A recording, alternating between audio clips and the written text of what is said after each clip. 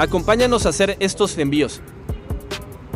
De estas 2 Harley a diferentes estados de la República. La Rodkin se va para Playa del Carmen. Y esta Geratal se va para Caume, Sinaloa. Después del trayecto, llegamos al centro de envíos. Una vez aquí llenamos datos del domicilio para mandarla al ocurre más cercano. Seguido pasamos a cajas a pagar las guías de envío, para después subir la moto a la plataforma de envíos. Una vez emplayadas, se les toma su foto a la moto y guía para mandársela a su nuevo dueño.